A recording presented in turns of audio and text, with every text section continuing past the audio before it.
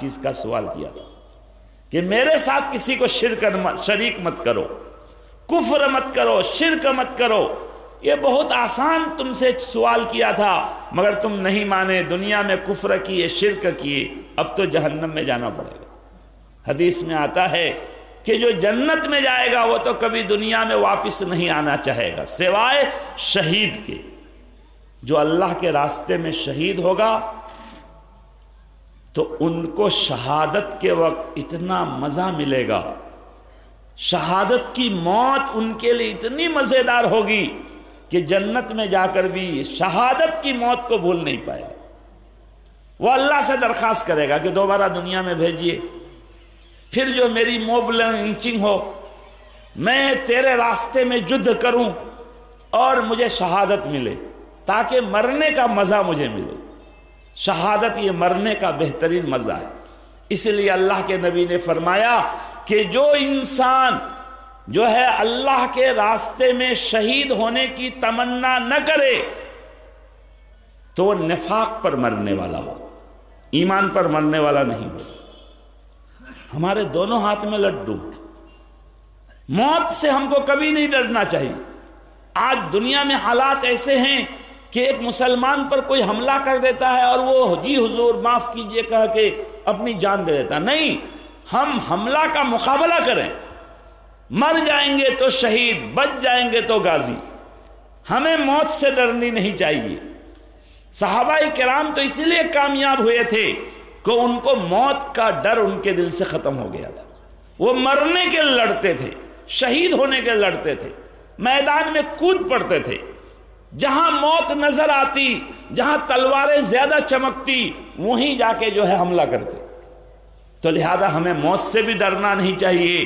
آج ہم کو بہت ڈرایا جا رہا ہے، موب لنچنگ کے ذریعہ بلا وجہ مسلمانوں کو پریشان کر کے پھر واٹس ایپ میں، فیس بک میں ویڈیو بنا کے چھوڑا جاتا ہے. کیوں؟ تاکہ مسلمان بھوئے اور ڈر میں آ جائیں. نہیں، ہم کو ڈرنا نہیں. اللہ کے دین کے لیے، اپنی جان کی حفاظت کے لیے، اپنے مال کی حفاظت کے لیے، اپنے مسجد کی حفاظت کے لیے اگر ہماری جان بھی چلی جائے گی تو یہ شہادت کی موت ہوگی. یہ اتنی مزیدار موت ہوگی کہ جنت میں جا کے بھی ہم اس کو بھول نہیں پائیں گے. تو میرے بھائیوں، دوستو، بزرگوں، بہت حالات ملک کے، دنیا کے خراب ہیں. اس وقت ہمیں اللہ کی طرف رجوع کرنا چاہیے، اللہ سے مانگنا چاہیے، اپنے عمل کو اچھا کرنا چاہیے، اپنے روزگار کو حلال کرنا چاہیے. اپنے روزگار کا ایک بڑا حصہ آخرت کے لیے جو ہے بھیجنا چاہیے، وہی ہمارا مال ہے. آج جو مدارس اسلامیہ ہیں، جو مسجدیں ہیں اور جو دین کے کام ہو رہے ہیں، آج 2 سال پہلے ہر مدرسے والے رمضان میں ممبئی چلے جاتے، گجرات چلے جاتے، کوئی جو ہے اور باہر کہیں چلے جاتے، وہاں سے کچھ کلیکشن کر کے لاتے، جو ہے پورے سال کے بچوں کا کچھ خرچہ باہر سے نکل جاتا، کچھ گاؤں سماج سے ہو جاتا، بہت آرام سے مدرسہ چل جاتا. لیکن اب باہر کے راستے بند ہو گئے. یہ کمینہ کرونا یہ رجب میں جمادی الاخری میں شروع ہوتا ہے، عید کی مٹھائی کھاتا ہے، بقرعید کا گوشت کھا کے جاتا ہے. یہ حالات ہو گئے. اب مدرسوں کا باہر مدرسے والوں کا جانا بند ہو گیا.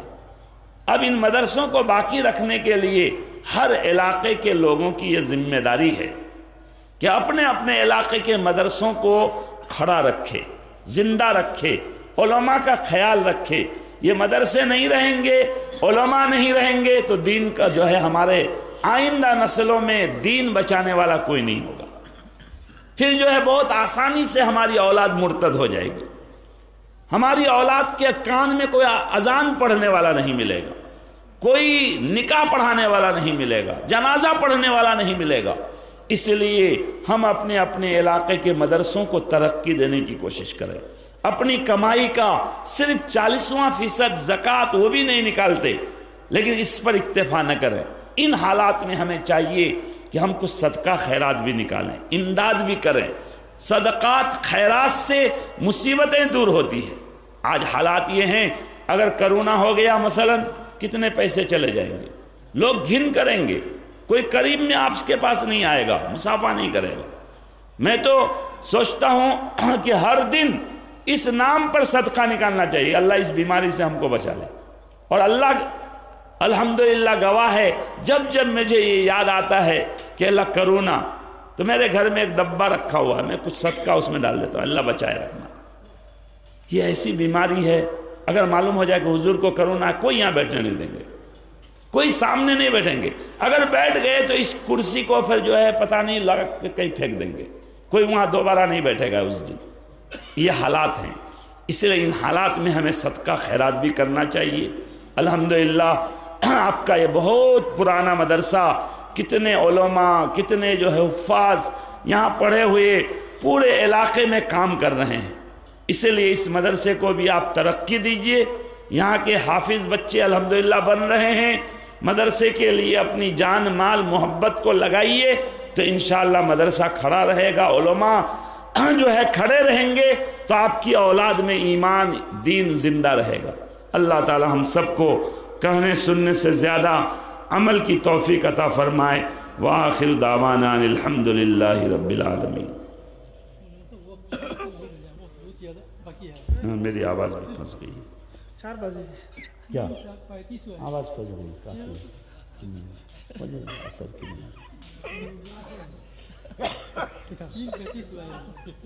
گرم پانی پلائیے پھر 10 میں 10 سال دے دیجیے نا۔ بعد میں دیکھا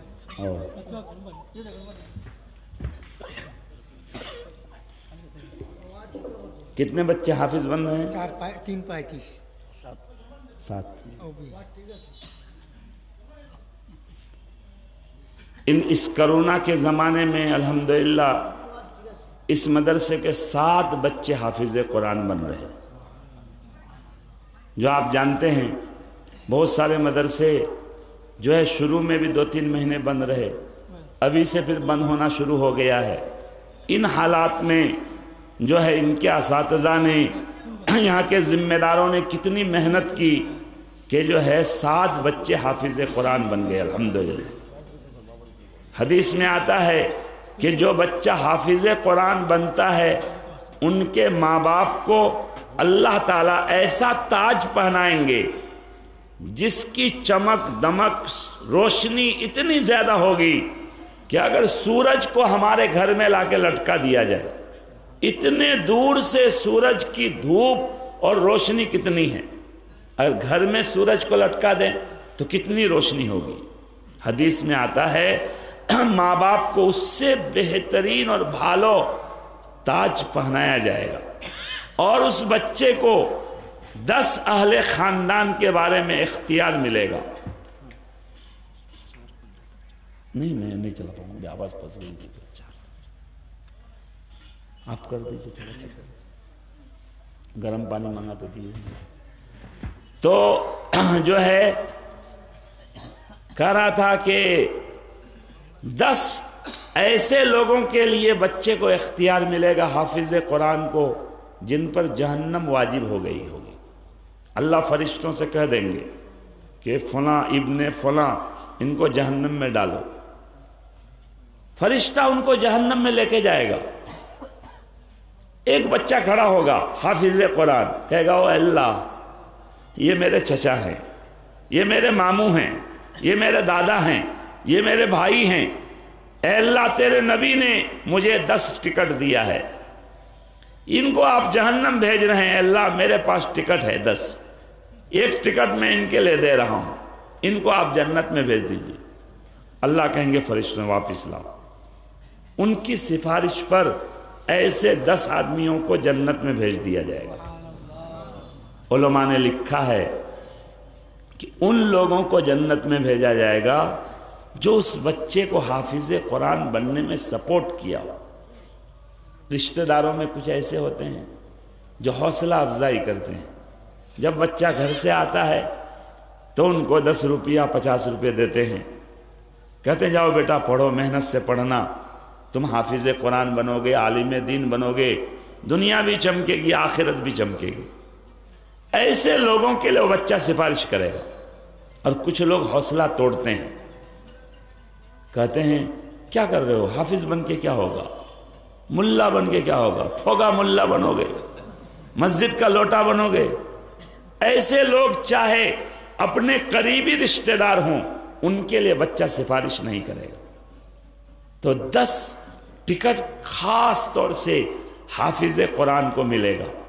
الحمدللہ 70 ٹکٹ گویا کہ یہاں پر جو ہے آج جنت کا تقسیم ہوگا۔ 7 بچے ہیں، ہر بچے کو 10 ٹکٹ۔ اللہ کے نبی صلی اللہ علیہ وسلم اپنے زمانے میں بہت سے صحابہ کو جنت کا ٹکٹ دیے ہیں۔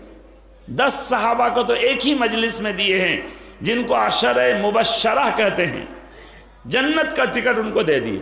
ابو بکر جنتی، عمر جنتی، عثمان جنتی، علی جنتی، سعد جنتی، طلحہ جنتی، اس طرح آپ نے جنت کا ٹکٹ ان کو بانٹ دیا۔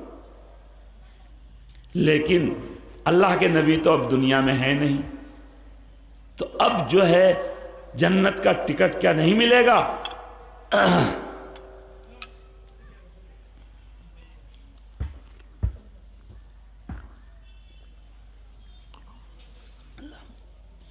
تو اللہ کے نبی نے بعد والی امت کو بھی محروم نہیں رکھا۔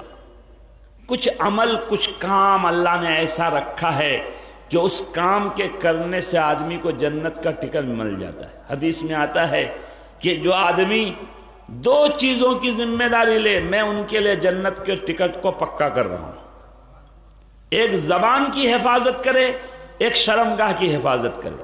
ما بین لحیتیہ وما بین رجلیہ، دونوں جبڑے کے بیچ میں زبان ہے اور دونوں پاؤں کے بیچ میں شرمگاہ ہے۔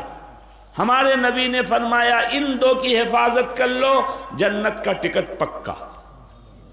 اس طرح بعد کی امت کے لیے بھی اللہ کے نبی نے جنت کا ٹکٹ رکھا ہے۔ بہت سے اعمال ہیں، ان اعمال کے کو کر کے آدمی کو جنت کا ٹکٹ نبی کی طرف سے ملتا ہے۔ اسی طرح حافظ قرآن اپنے بچے کو حافظ بنا دے تو جنت کا ٹکٹ پکا۔